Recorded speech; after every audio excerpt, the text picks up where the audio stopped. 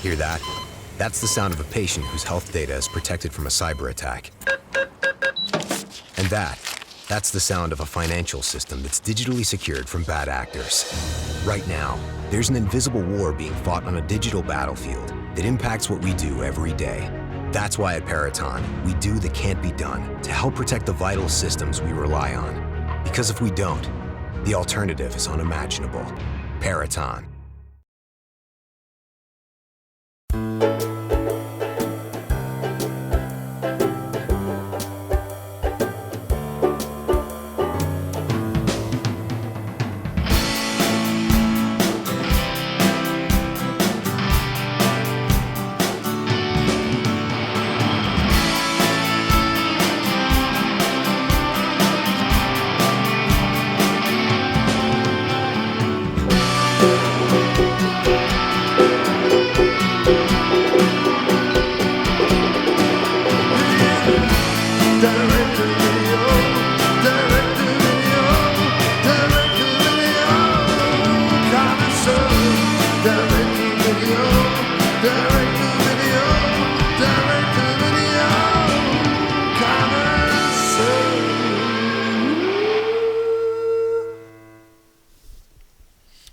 Hello everyone and welcome to the Direct-to-Video Connoisseur.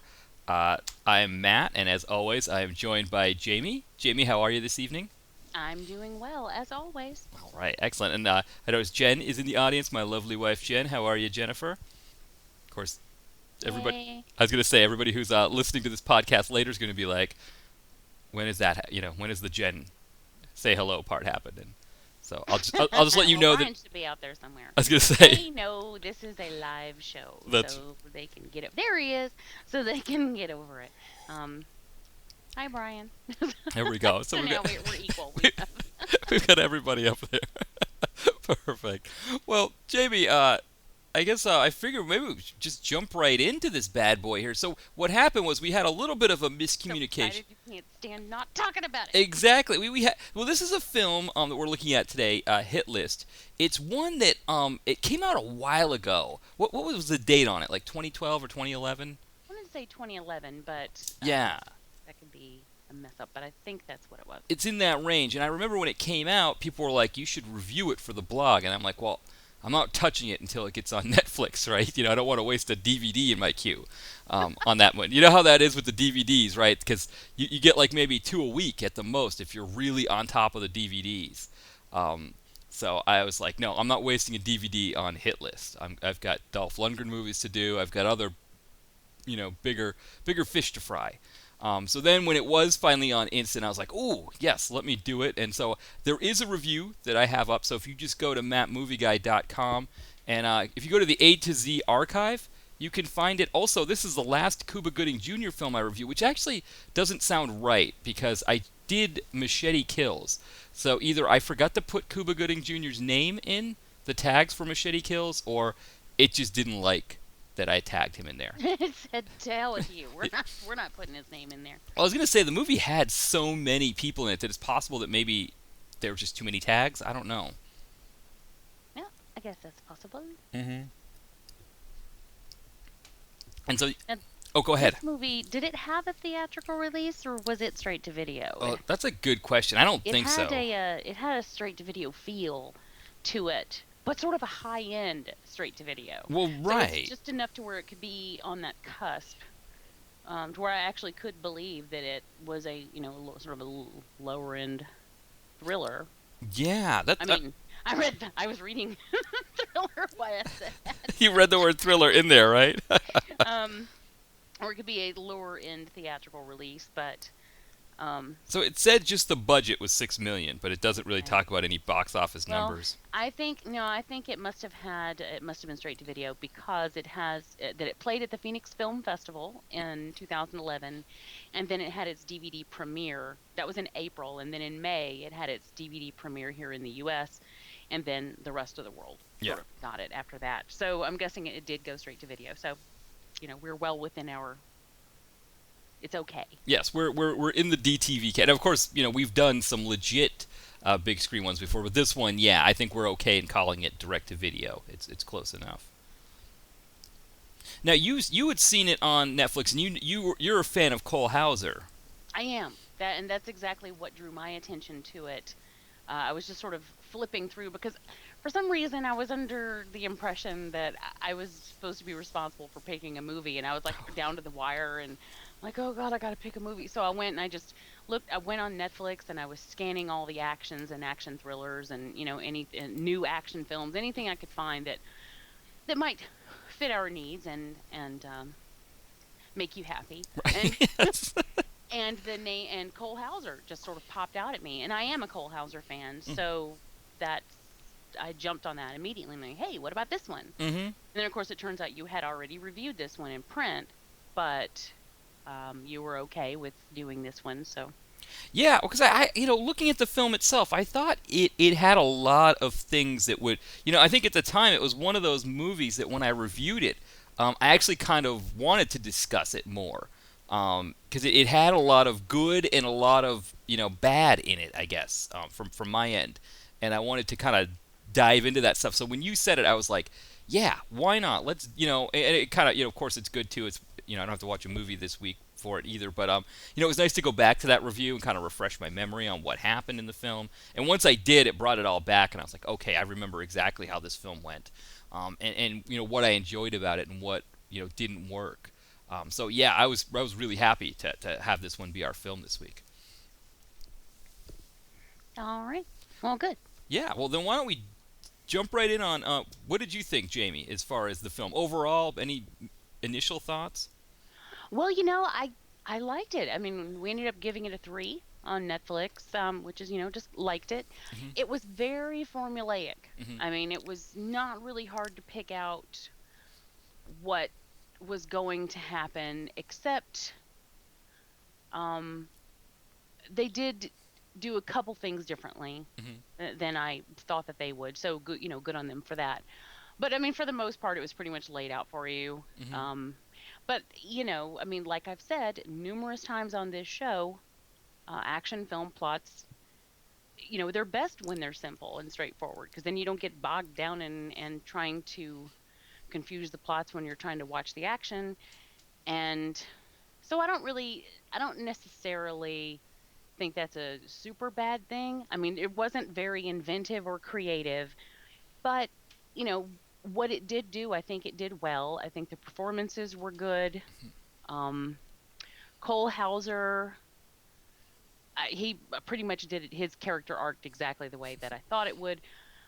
However, I think he did a good job. I mean, he was definitely good at being sort of a pussy in the beginning. Right. Yes. Yes. And everyone was walking all over him, and he did that well. And then he wasn't bad in the action sequences, which that's the things that I know that, well, I mean, I know him from other stuff, but the things that I am a fan of him from are Too Fast, Too Furious. Right, as the baddie. Of course. So, yeah, which I thought he was fantastic in that. I mean, I was pretty much in love with him in that movie. That was great.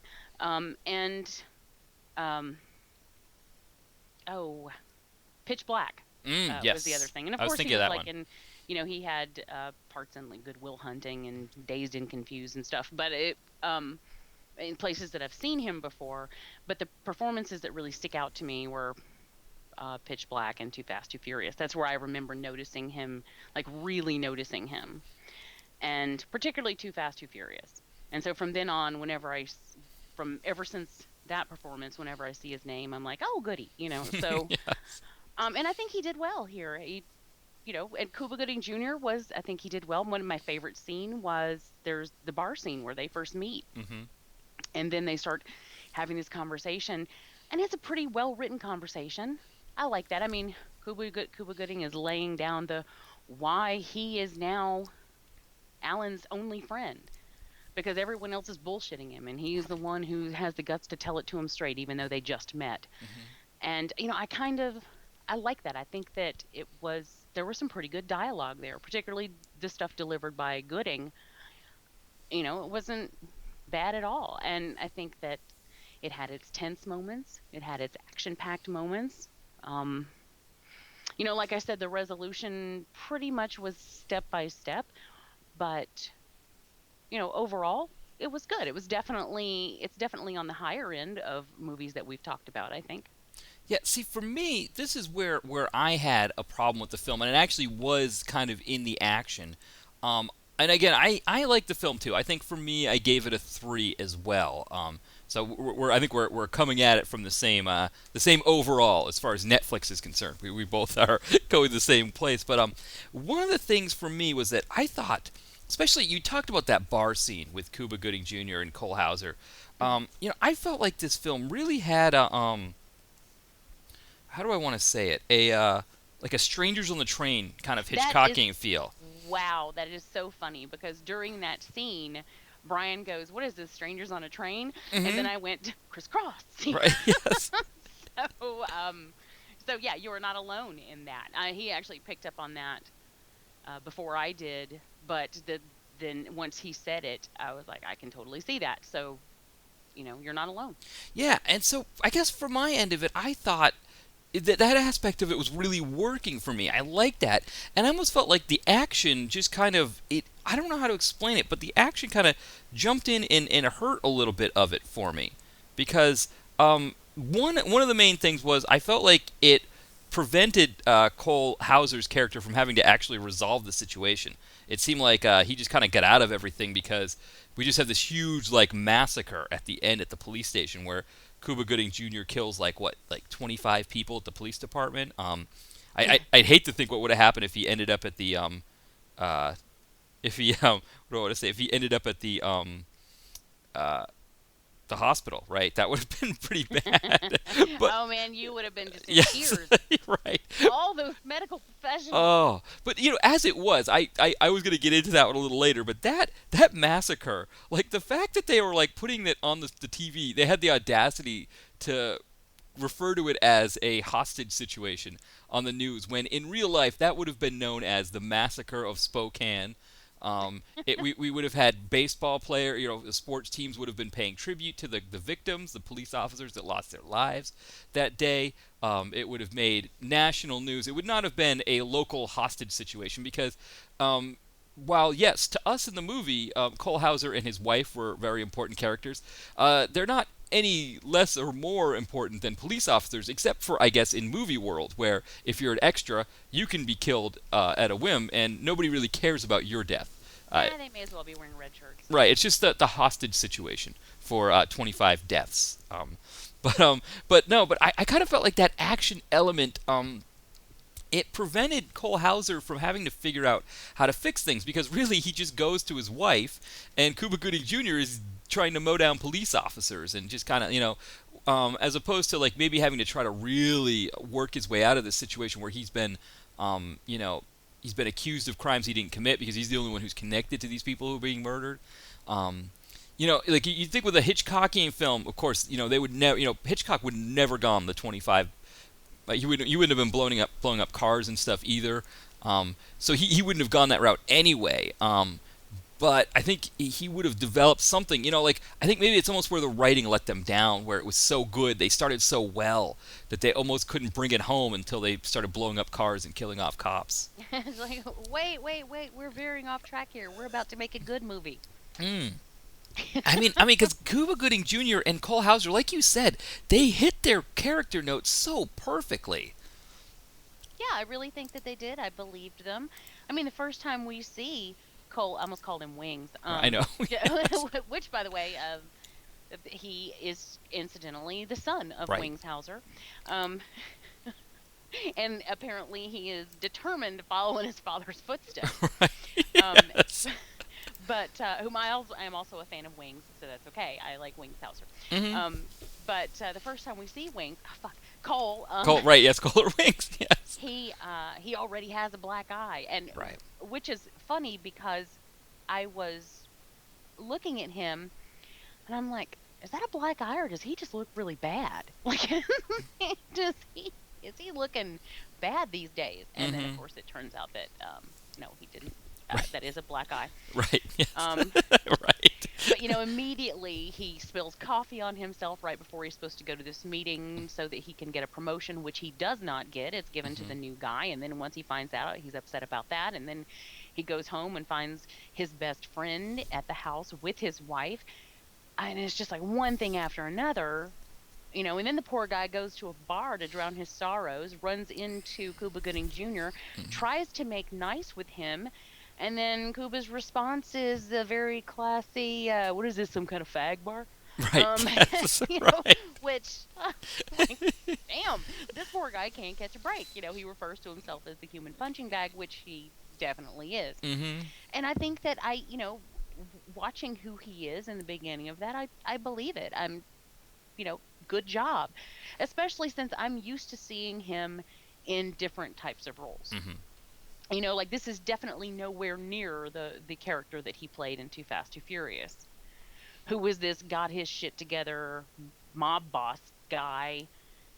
He was, just dripping rich and will kill you at the drop of a hat. This is a completely different character. Mm-hmm. And so, good on him for that. Yeah, I agree. And he and Cuba Gooding Jr., they both nail it. And I think one of the things I always talk about with Cuba Gooding Jr., and one of the reasons why, we were joking before we got on the pod tonight about, when I first started doing some of his direct-to-video films, I was joking about his stay at the DTV hotel, and asking if there's anything I can make to stay better, and if he's had a chance to talk to Dolph or Seagal, some of the other longtime residents. But I think this is the kind of film that Hollywood would never give him. He would never get this part. He is the show me the money guy. He is the Snow Dogs guy, Daddy Daycare. Oh, Snow Dogs, what are you doing? Right. And he said what he was doing was he could not get roles like this in Hollywood because he was typecast as that guy. And he said also, being an African American, it was even harder to get some of those roles. That he would want here, and so he just kind of said, "The hell with it! I'm just going to start doing, direct to video because that's the only place I can get the roles that I want. Otherwise, it's just all daddy day camp and Well, I think that what they hope too is that perhaps if they can get a role doing something like this in a direct to video film, particularly one that plays at a film festival like this one did. Mm-hmm. Then maybe someone out there will see that he's capable of doing something else and give him the opportunity to do that. Mm-hmm. So I don't think he intends, when they take this route, I don't think they necessarily intend to make it a permanent stay, like an Econo Lodge kind of stay at the DTV hotel. I think they're just sort of planned to be dropping in for a little while and then moving on. Mm-hmm. Of course, there are actors who are perfectly at home there and realize that they're probably not going to be anywhere else. Like I said Machete. Danny Trejo, for instance, who had a big screen release, and but I don't think that that's something that and also he was in like Devil's Rejects where he was also on the big screen, so but that was as a minor character. But he had his starring role on the big screen. I don't think he sees. Oh, and also From Dusk Till Dawn. I mean, he's out there. I mean, he's in these big movies, but mostly by people like Tarantino, who likes to use people who aren't really doing anything else. And of course, Rob Zombie does the same thing. And so it only makes sense that he'd appear in those movies. But as far as like being a lead character in his own movie, I think he probably feels like he's had his shot at that.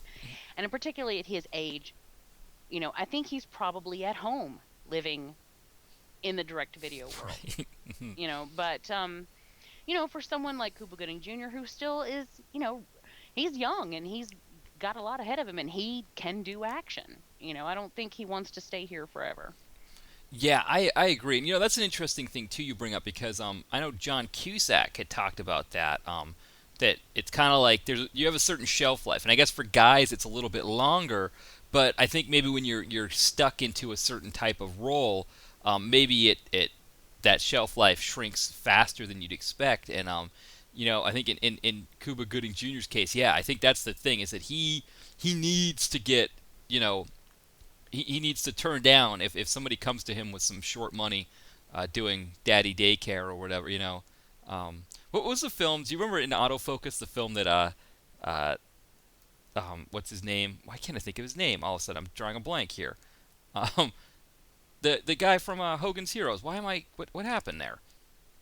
Which guy? Richard Dawson? Richard Dawson. Yeah, no, the other one, the big guy, the big star, Bob Crane? Bob Crane. How did I forget that? Just blank, just complete Yeah, it blank. happens to me all the time. Yeah, I don't know what that was, but I Bob. used to have the biggest crush on him, never realizing that show aired, Right. well before I was even born. Yes, me either. Yeah, I had no idea that they were the same Richard Dawson from The Feud and that either, you know. Right, yeah. Yeah, very yeah. But what was the movie? Remember he did some kind of Disney movie or something that just looked ridiculous.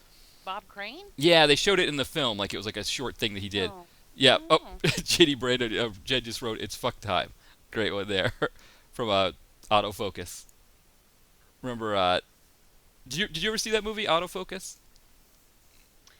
Oh no, The Bob the, Crane the film? one that was the Bob about Bob Crane. Yeah. No, I didn't. I was, in my head I was just confusing it with Hollywoodland, which is Oh, right. the other one about. Yes. What's his name? Reeves. Reeves. Yeah. George Reeves. But no, I never did see it. I don't think. Yeah. I That's want to though because I have always been a fan of his. But anyway, but you were making a point. Oh yeah, well the point I was making was that Cuba Gooding Jr. I think did that. He did the short end money in those Disney flicks like Snow Dogs, and it torpedoed him. In the film in Autofocus, you see what happens with Bob Crane is he's got this whole deal going on with the porn and the swinger lifestyle that he's in. And kind of word starts to filter down to Disney that he's doing that, so they kind of don't want him in the picture anymore.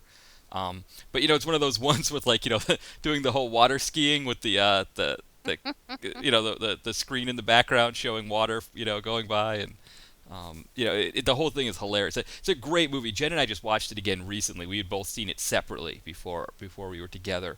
And Jen got it on Amazon for us, and so we watched it recently.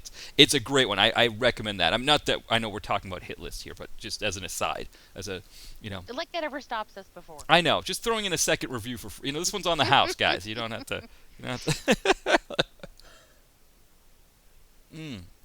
But yeah, it's funny because I'm thinking about his Cole's father, Wings. Another guy who's kind of at home with direct-to-video, who every once in a while he kind of gets on TV or something like that, and yeah, you would never mistake like those two. It seems like he might be determined to end up because now, I mean, Cole is going to be in the Lizzie Borden Files, or is it called the Files? The Lizzie Borden.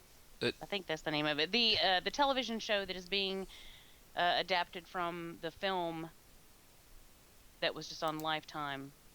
Chronicles, the Lizzie Borden Chronicles. The one with Christina Ricci. Yes. Yeah. And so that's going to be coming out this year, and Cole Hauser has a big role in that. So it looks like he's either going to be direct-to-video or TV, and I don't know if he is interested in breaking out and trying to get back into Hollywood, or if he just can't. Yeah. I don't know, or maybe he's cursed.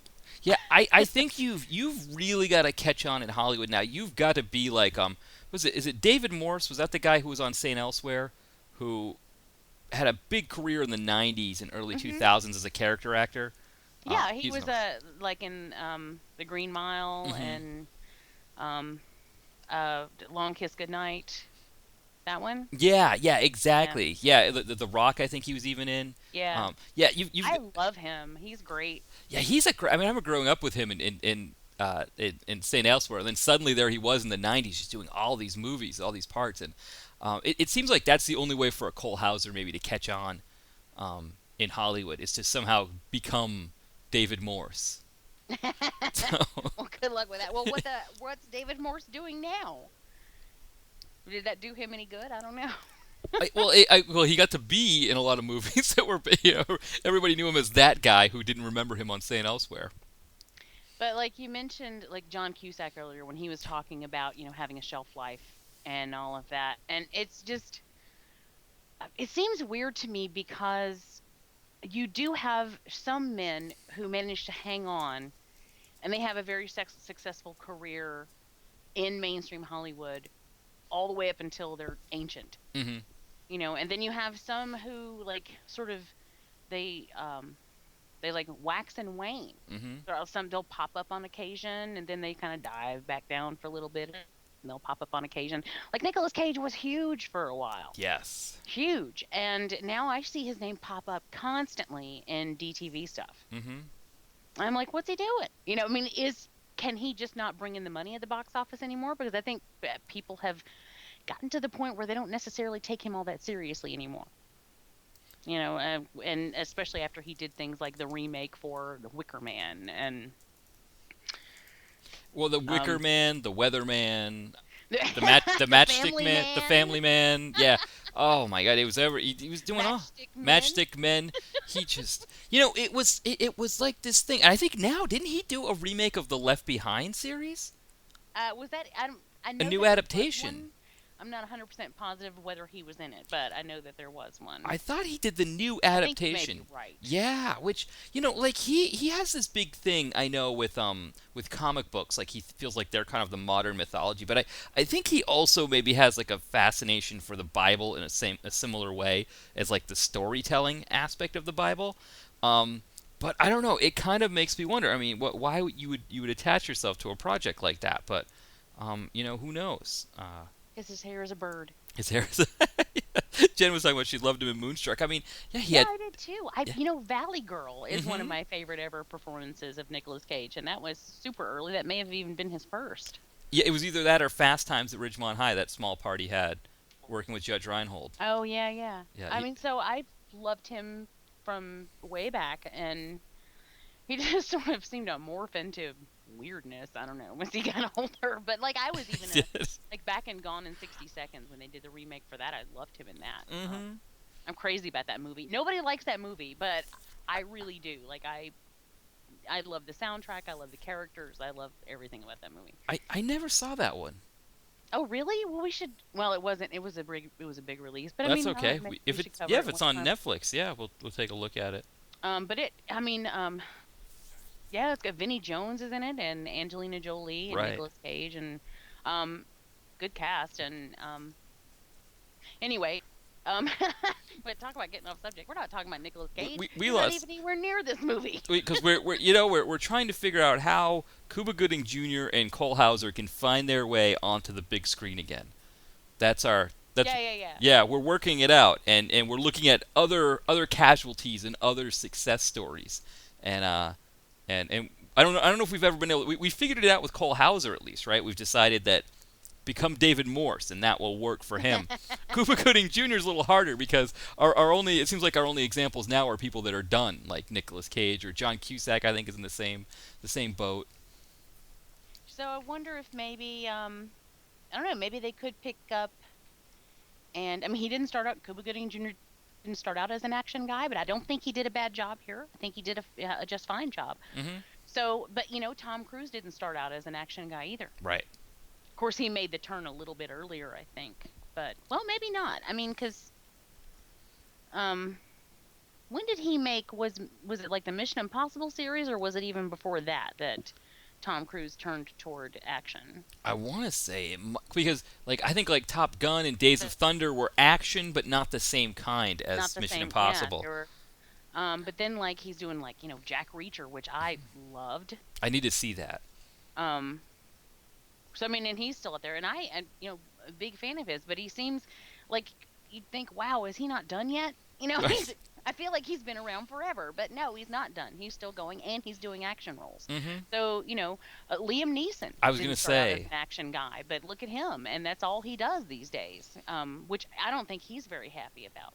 I think he's I think I heard him say at one point that that's pretty much all he can get these days, because that's ever since Taken. That's what people wanted him to do. He has a new one out now, I think, and yeah. I'm like, well, then stop doing them, But then the first time I saw Liam Neeson, it was the farthest thing from an action film, So I would like to see him do something else. Although I think he does do well in action. I don't think we need any more Taken films.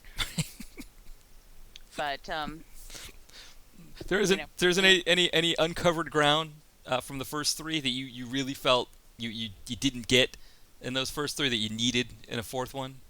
on it. To be honest, I haven't seen past the first one. I didn't even I see that haven't. one. The first one's good. It's Is really it? good, but I didn't see past that. Oh. And I just from what I hear, you don't really need to. It's just more of the same. Yeah. And I have a feeling that this movie that he has out now, which I can't think of the name of it, but I just saw a trailer for it the other day, is pretty much more of the same. I mean, that's what it feels like to me. Although I really loved him in The Gray. Hmm. I thought that was fantastic too. I mean, how often do you get to see guys punch wolves? I mean, I'll tell you, you didn't actually see it there either. But Right. anyway, my point there being that he made the turn toward action, sort of later. So why not Cuba Gooding Jr.? Well, it's interesting you say about Liam Neeson because other action stars, like I know Steven Seagal has come out against Liam Neeson being cast in these films, and I know other action stars too are kind of like, what the hell is Liam Neeson doing all of these movies for? So it's funny that Liam Neeson's like, this is all I can get. Action stars Yeah, are like, what is he doing? Yet audiences are just eating it up. They're just like, I gotta go see the new Liam Neeson action flick.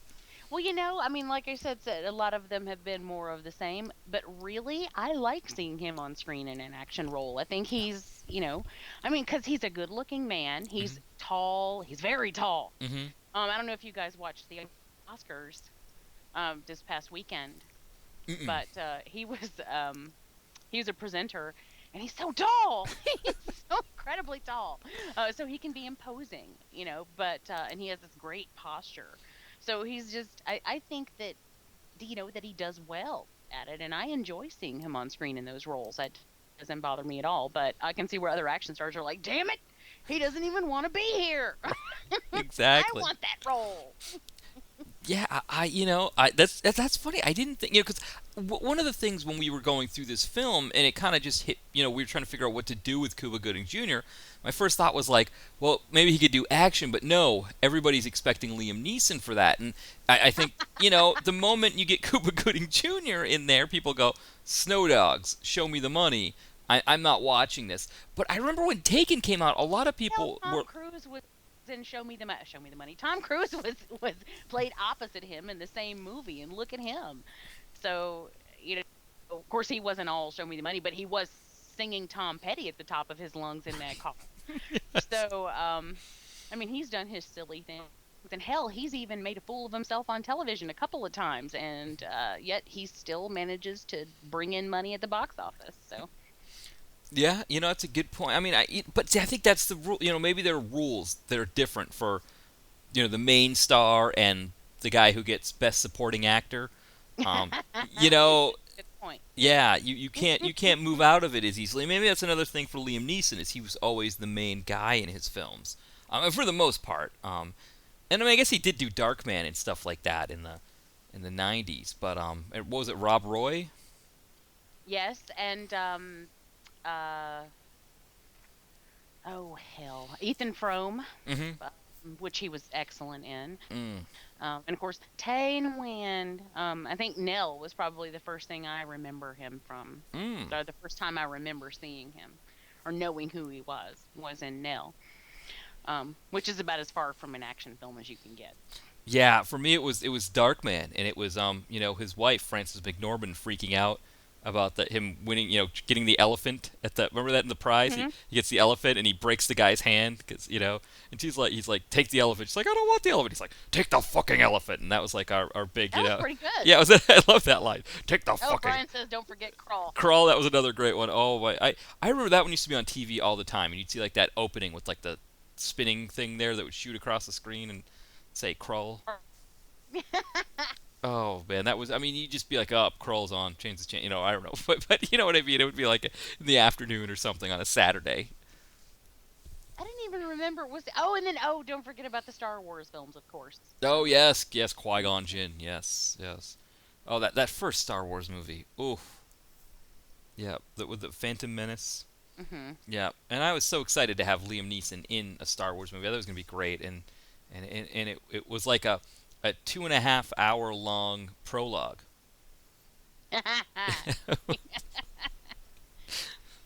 Yeah, I mean that's one thing I could say about this film here, is that you know, for all the things I didn't like about it, I at least would give it a 3 over Phantom Menace, which I would give a 2. So, um, that Cuba Gooding Jr. made that one as far as that one. Oh yes, Jen mentioned about Liam Neeson that the whole thing with his wife passing away too, Right. and he still was able to kind of like after that, I mean maybe that's part of the reason why he did some of those that movie Taken, or some of those darker roles. I think was able to tap into that energy, and then suddenly, you know. Maybe it helped him work through it, because I know he was devastated. Hmm. And which it just broke my heart, really. Because God. Um. Yeah, so maybe that sort of thing helped him. Throwing himself into something like that helped him to work through that. But honestly, I would like to see him in something other than action. Me too. Because I know, he obviously can do it. He's done it lots. So I feel like the action roles seem to be all the same. But Yeah, they're dark. They're dark Taken action roles, and I don't know. I haven't seen any of the other ones, but it seems like all of them probably have that some kind of long monologue thing. It's like I don't know who you are. I can tell you I don't have any money. Or whatever, the whole 9 yards, and some kind of big monologue in there at some point. Yeah, because because everybody likes to hear him talk. Yeah, so good Liam Neeson monologue. I was gonna say that new one's also got Ed Harris in it. Oh yeah. Poor Ed Harris. He has been around forever. Mm-hmm. And I feel like he's always other guy. Like he is always like the FBI agent, like in the firm. Yes. Or I just don't. I can't off the top of my head think of anything where he just ruled. Like he was, number one guy. And he's a good actor. Like he's really good. And I just feel like people don't know who he is as much as they should. As a matter of fact, my co-host Alex from the Skeleton Crew does not know who he is. And he's actually seen movies that he's in. But every time I'm like, Ed, he's like, who's Ed Harris? I'm like, no, what? The Rock, right? It's the bad guy in The Rock. He's the main baddie. You know who he is. Yes. But maybe that's just the kind of role that he likes, playing the bad guy or playing the other guy, or I don't know. But I just feel like he doesn't get the recognition he deserves, and he's been around forever, and he's good at it. Yeah, I agree there. I think yeah, I think that's the thing maybe with this movie. I think Ed Harris might be one that you could just as easily think might have dipped into the DTV realm, but somehow he has managed by being that character that he is. He's managed to stick around, and now he's still in big screen films like this one with Liam Neeson. So it seems like you've just got to kind of find a way to survive if you're not a Tom Cruise or maybe, I don't know, whoever's big at the time. You've got to kind of find a way to get your niche. And maybe if you're someone like a Cuba Gooding Jr., it can fall out, the floor can fall out from under you before you know it. Yeah, I always imagine that people who have that one role that sort of skyrockets them up for a moment, long enough to get the Oscar, Mm-hmm. and then they just sort of dwindle after that, and they just sort of sink back. I imagine that has got to be so depressing to come home after your shoot on this, independent film that you're not making very much money, and you're definitely not getting very much recognition, and nobody's going to see it at the box office. You come stumbling home, and there sits Oscar on your mantle, just to mock you. Like, look, yet one time you were a big deal. Yeah. And that's terribly depressing. Well, not only that, but your Oscar is giving this low-budget direct-to-video film a level of credibility that it might not deserve. Yeah, they get to put Oscar winner so-and-so on the back of their box. Yes. It may not do them any good, but they get to do it. And, I guess you can command a little more money, at least in the beginning, but then, after a while, can you? Can you continue to do that? Probably not. I don't think his paychecks are going to be that big these days. No, he doesn't sell. He doesn't, So that's just sad to me. Yeah. Yeah, and I was trying to think of other actors that are like that, because you think of, like, maybe like a Jack Palance, where he wasn't really big before he got the Oscar for City Slickers. But I don't think he did any, like, real direct-to-video stuff after City Slickers. You know what's funny is Jack Palance will always be two things to me Hmm. from when I was growing up. He will always be either Dracula or Ripley's Believe It or Not. And he used to scare the shit out of me on Ripley's Believe It or Not because he just had this delivery. There was like, Ripley's Believe It or Not. You know? And I was like, God, what a scary dude. And then when he was in City Slickers, I was like, oh, he's still a scary dude. Yes. But like he had always sort of like a quiet fame, I think. Yeah, yeah, and I mean, there's plenty of direct-to-video movies that he did prior. Like one of the ones, actually it may have been after City Slickers, but I don't remember. He was in the Cyborg sequel, Cyborg 2, which also had Angelina Jolie, so it has the distinction of having two Oscar winners in it. And also it's got Elias Koteas, Cyborg 2. He's another one that just sort of lurks in the shadows all the time, but he's been around forever. Well, we reviewed one of his with Shooter. That's right, yeah. And I think I mentioned them. It's been around forever. Mm-hmm. You know? Yeah, Brian is saying it's so good. Is he talking about Cyborg 2? Because that it's a very interesting movie. It is. It kind of loosely follows the canon. It had nothing to do. Albert Pion, he directed the first one and then was written out of it somehow. Jean-Claude Van Damme went in and fixed it to make it his own movie. But then the sequel, it lightly touches on Jean-Claude Van Damme's character, but really it kind of doesn't. And what's funny about that one is I think it's one of the many, like Jean-Claude Van Damme used to always brag about how all of his movies generated all these sequels that he never was in because they're all direct-to-video sequels.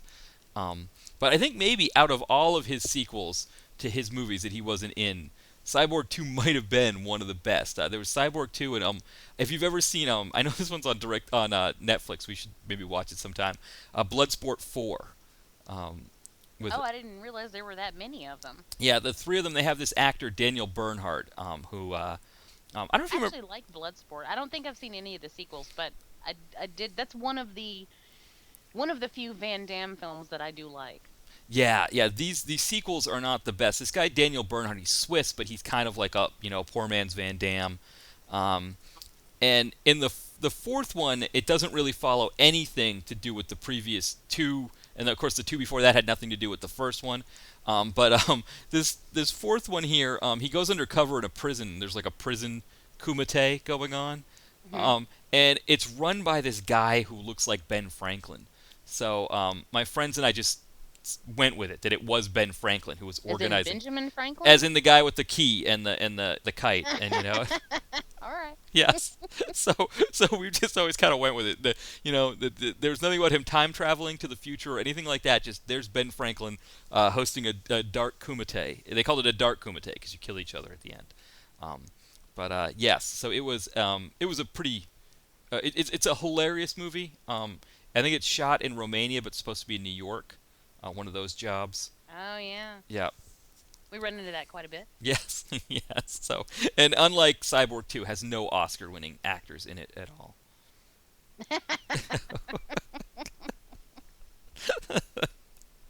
Yeah, that's the Cuba Gooding Jr. thing. I think I was trying to think of a similar case that you could go with that would be along those lines, but it's just a fascinating thing where and I think even that year.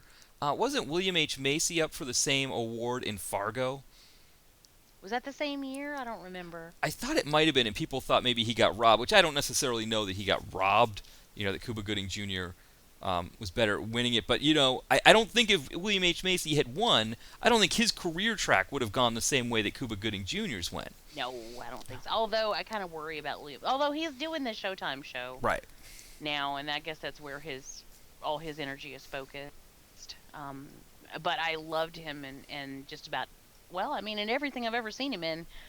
I've always thought he was a fantastic actor. And if that was the same year, I do kind of think it was a shame. Yeah. Because, to be honest, I was never blown away by Cuba Gooding Jr.'s performance in, what the hell was the movie? Jerry Maguire.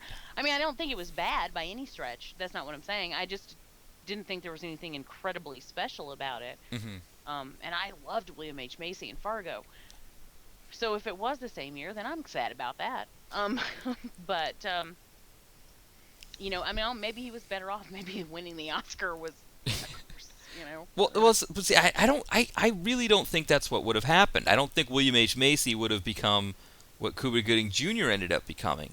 No, I mean he tends to he goes for different roles anyway. Like he goes for, although he did end up in Jurassic Park, which is Jurassic Park 3, but I just make the sound because of the claws on the cover. Which I thought was kind of bizarre, coming off of like Boogie Nights and Fargo and really strong performances like that. I was like, Jurassic Park 3, really? Mm-hmm. But I even loved him in that. So, I love him. He's a fun guy to watch. Yeah, I was going to say the same thing. Yeah, I think William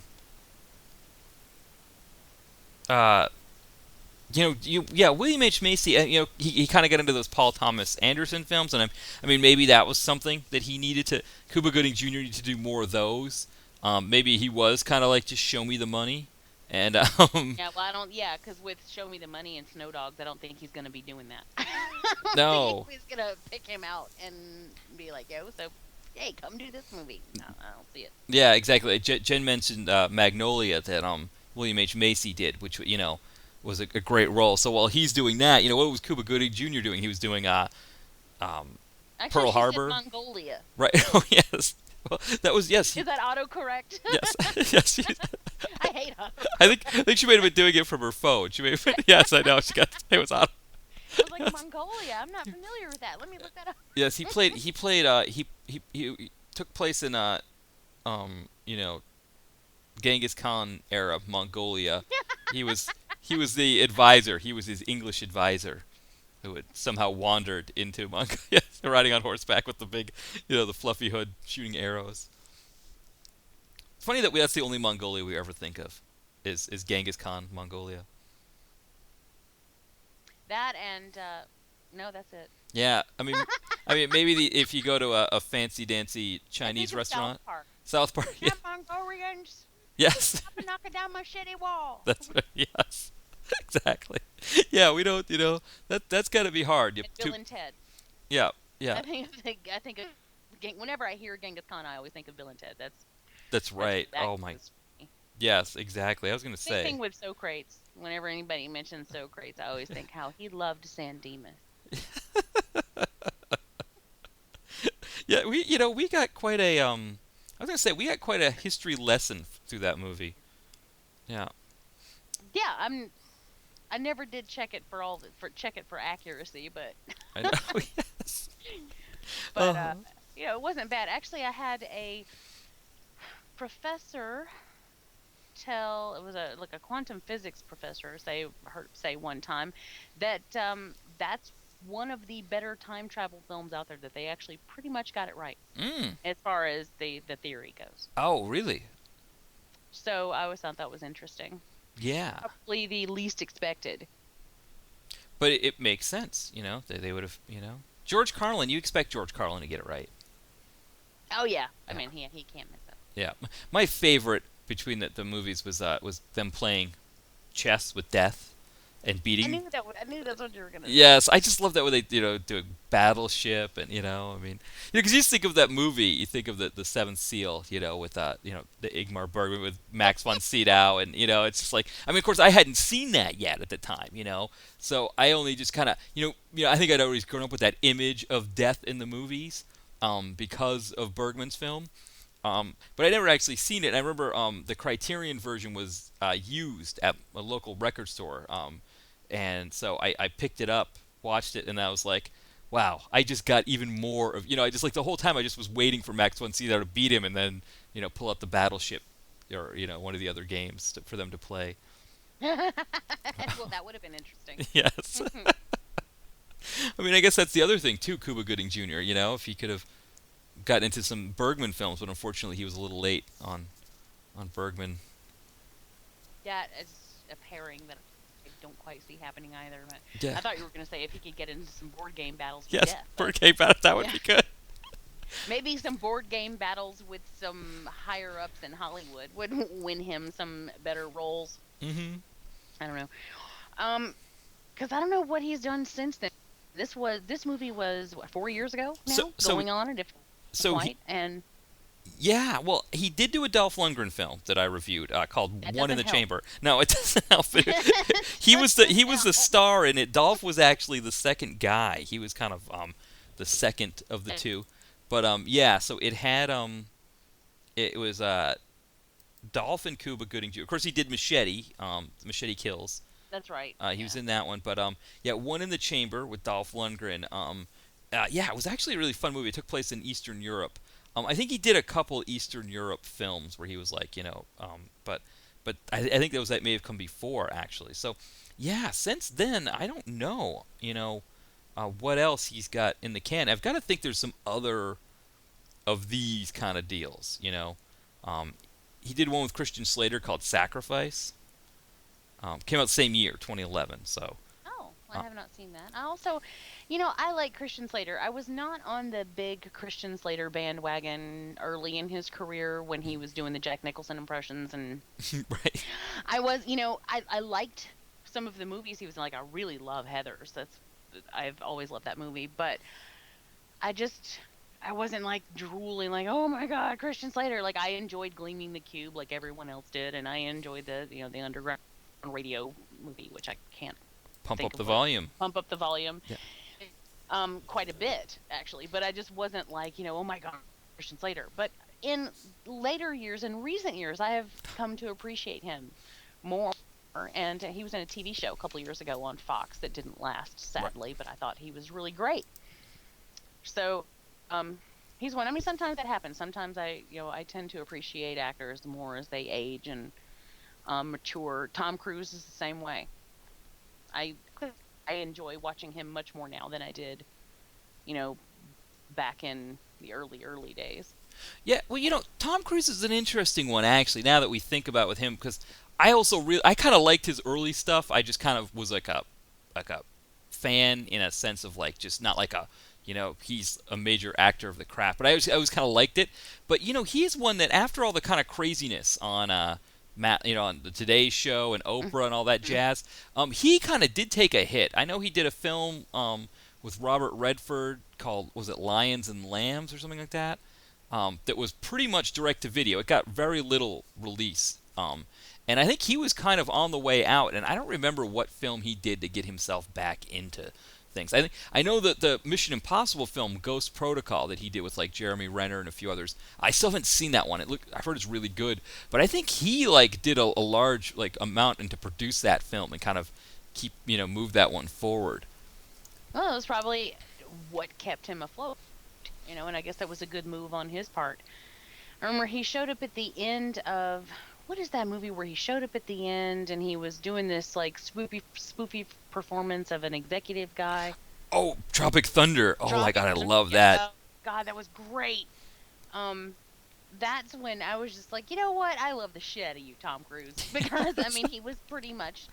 It showed right there that he had a fantastic sense of humor, and was willing to just do some crazy shit, which I always appreciate in actors, who don't take themselves too seriously and aren't willing to be ugly for a role. Yeah, I was. Like I always say about the women, about women actresses or actors when they're, you know, like if you want to get the Oscar, you can't be afraid to be ugly. Right. Yes. Right.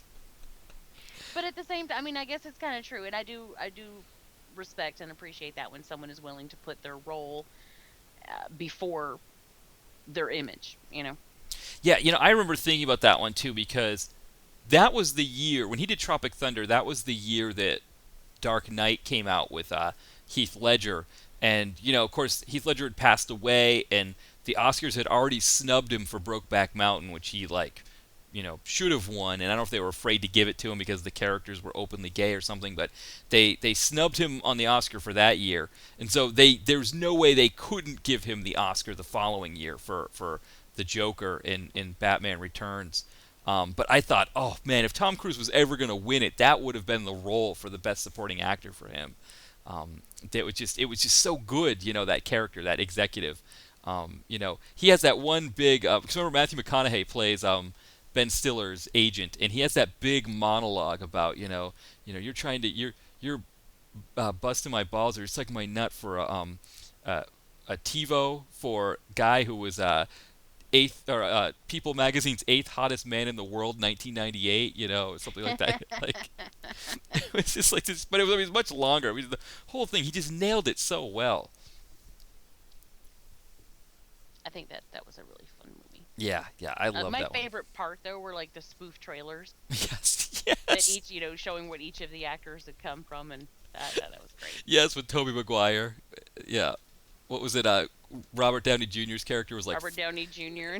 Yeah, so he was like four-time Oscar. Yeah, he was four-time Oscar winner. And then Tobey Maguire was MTV Movie Award for Best Kiss in whatever year. Yes. Oh man, yeah, that was a good one. See, so that's what, and I was looking at Tom Cruise's IMDb thing, and that was like the same year that he did that Lions for Lambs movie that was, that didn't get, Totally. yeah, well, it didn't get picked up. It wasn't distributed well. That Hollywood didn't want anything to do with him at that point, and so the fact that he kind of was able to get in there and laugh at him, or do a funny character like that, I think it went a long way in sort of, Maybe that's why he did it. Exactly. Yeah. I mean, it looks like if he's anything, he's smart. Mm-hmm. Because he's managed to stick around for at least 30 years. Yeah. So, but none of that has anything to do with the movie that we're talking about. And do you know what? There's a pattern here that pops up, and I think our listeners know it. And that's just when we go off on wild tangents and we're talking about everything but the actual movie. I mean, we, of course, do talk about it, and then we move on quickly and end up talking about whether there's like 90210 or whatever the hell else we get to Lifetime movies. It really just means there isn't a whole lot to say about the movie in question, if we end up talking more about the actors than about the film itself. And I think that probably is very true about this one, if for no other reason than it was pretty straight to the formula. Yeah. It was right there in front of you. Yeah, I was gonna say I've got 4 notes here on this film. Usually I've got a good line in a good like columns or full notebooks, sides worth of notes. And here I've got 4. I've got Cuba, Cole, the massacre at the end that was referred to as a hostage situation, and then strangers on the train. Those are my 4 notes for the film. So I guess that gives you an idea of how much is there. I will say one of the things that I noted was that I liked the opening credit sequence. Mm-hmm. I thought that was very creative. Did you notice how the weapons were? It was kind of James Bondish in a way. I don't think that I'm not saying it was like a mimicry of like a James Bond opening, but I feel like that's what it brought to my mind, because you see like the swirling, there were weapons and dead guy outlines, and it sort of morphed into like a gun and then a knife and then anyway, it was just fun to watch. So there was that. I was gonna say, yeah, it felt like a lot of those 60s movies that had those kind of intros, that I think James Bond kept their intro, from the 60s, but it seemed like a lot of movies had those, like, those cute little graphics, and yeah, it all really brought to mind that aesthetic that I really liked. Yes, exactly. And then from then on, it wasn't bad. I mean, this was, if anyone out there has seen this on Netflix and they're wondering should they watch it, yeah, go ahead. It's not bad by any stretch of the imagination, but it's also not creative or inventive by any stretch either. It's just, it is what it is. It is a very straightforward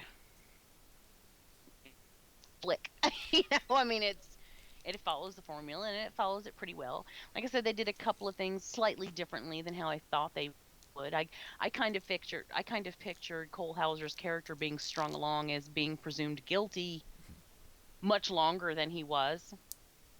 Although, well, actually, I kind of figured that he would be presumed guilty because he was, running about with Cuba Gooding Jr., and they wouldn't figure it out. But it turns out that they figured it out right away. I mean, immediately they got a hold of some security camera footage, and they had witnesses to tell them that, he did not willingly go with Cuba Gooding Jr., that he had a gun to his head. Yet, they were still questioning his innocence. Mm-hmm. So for a moment there, I was like, oh, they are, good on them. They figured it out really quick. And then they continued to question his innocence. And I'm like, what the hell? What do you need? You had it on camera, and you had a witness tell you. What more do you need? So and then I was like, well, the cops are kind of dumb. But so that didn't play out exactly how I pictured it playing out, but it wasn't too far off, and the end was definitely not far off. So um, it pretty much you can see where it's going before it gets there, but it's not a bad ride. It was enjoyable. Yeah, I think compared to what we did last week with Ninja Apocalypse, I think this one is more of a good quality deal. Like this, you've got really good performances. You've got a script that works. It doesn't look like it was thrown together. While this one feels more like an homage or in the style of like a film like A Strangers on the Train, whereas the other film we watched looked like it was just stealing from the Warriors. Um, so I think overall, I think that, compared to some of the other ones we've watched here, I think while this one isn't perfect, like you said, it's not the worst thing in the world. It's got its really good points. No, and like I said in the very beginning, I think it sort of straddles the line between being something that you expect when you see direct to video and, almost being studio release quality Yeah. because it looked pretty good. Hmm. It wasn't a Tom Cruise action film, Right. but he was I did remark on how, they were driving nice shiny cars, like you would see they were dressed nice. I mean, you can kind of tell that the level of production was a little bit higher than I initially expected. Yeah.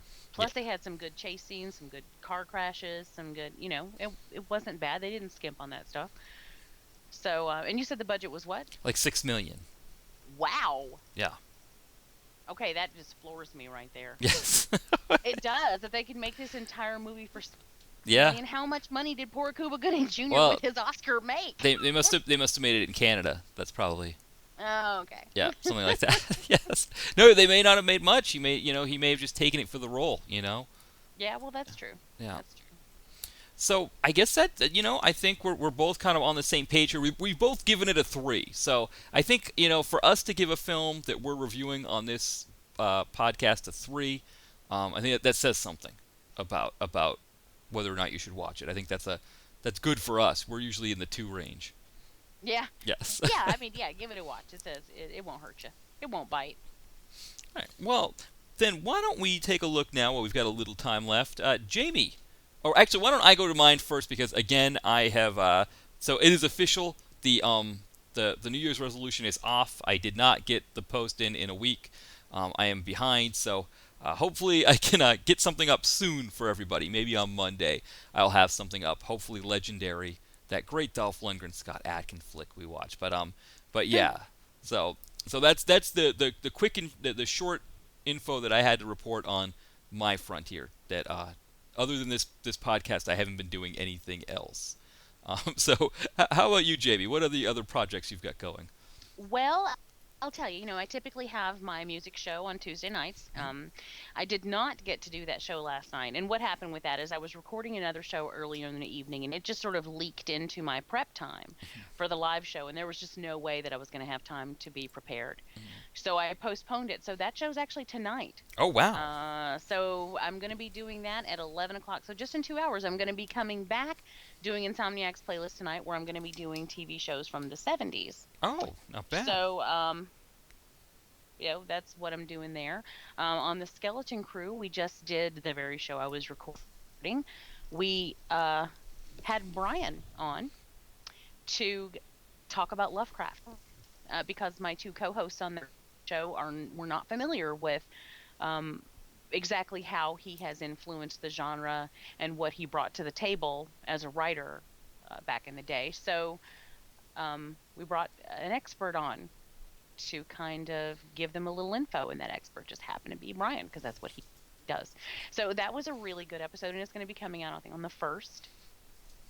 Apart from that, we've got an Evil Episodes out that just dropped earlier this week, where we talked about 2 movies along with our usual TV discussion. We talked about Infestation and Animal. Animal was a chiller film, and Infestation was a big bug movie that had Ray Wise, which I love Ray Wise. And it was kind of fun. So that's rolling about now. And I think that may be it for me. That's what's going on right now. So that's good news. And tonight at 11, if you're out here, if you're listening to us now, tonight at 11, Jamie will be doing Insomniac. Now, if you get the podcast late, so if you're downloading it from iTunes or something, just remember that usually she does the Insomniacs playlist on Tuesdays at That's right. Mixler. Yeah. So, if you just subscribe to the Mixler Second Unit podcast, which you can do from the link. So, you'll see the link on the Facebook page usually or on Twitter, mixler.com/second unit. If you go there, you can actually subscribe to Second Unit, and you will get notifications whenever we go live, which is good. So that can always help.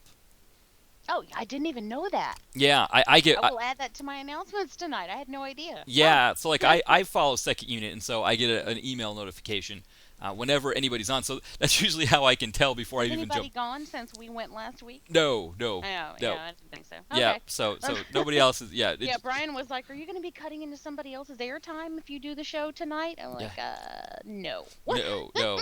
That's why we've been going over a little bit lately, that has just not because. been an issue. Yeah. No, that's not a problem. But so I'll be back tonight, and I'll be moving into the 70s. So. I can't wait. That sounds good. Yeah, if you guys can be there, I would love to have you. We are definitely going to try to tonight, so we'll hope to be able to listen. I know Jen, if she's got it working right now, then we should be able to. You'll probably see her account instead of me, but we'll both be chatting on there. With the boys. That's right. All right. Well, that sounds good. All right. Well, thank you, everyone, for listening, and we'll look forward to seeing you all next week. So have a great night or great week or whatever it is when you finally listen to this podcast. Yep. Thanks, everybody. All right. Goodbye, everyone. Bye.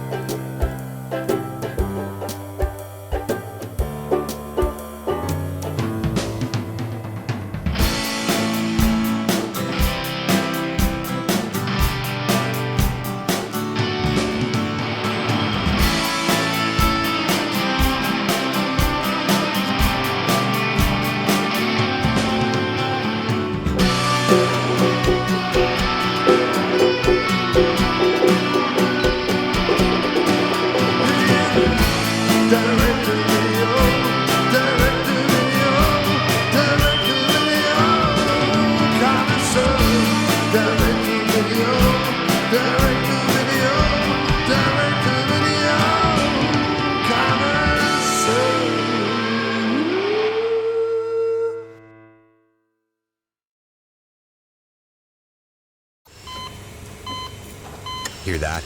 That's the sound of a patient whose health data is protected from a cyber attack. And that's the sound of a financial system that's digitally secured from bad actors. Right now, there's an invisible war being fought on a digital battlefield that impacts what we do every day. That's why at Peraton, we do the can't be done to help protect the vital systems we rely on. Because if we don't, the alternative is unimaginable. Peraton.